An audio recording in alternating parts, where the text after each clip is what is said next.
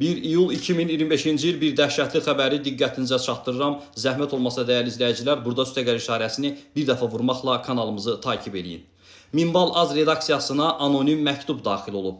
Statinfo sözü gedən sayta istinadlə xəbər verir ki, anonim məktubda 2024-cü ilin dekabrında qəzaya uğrayan Azala məxsus Embraer təyyarəsinin Rusiya Silahlı Qüvvələrinin Pansir-S zenit raket kompleksi tərəfindən vurulduğunu təsdiqləyən materiallar yer alıb.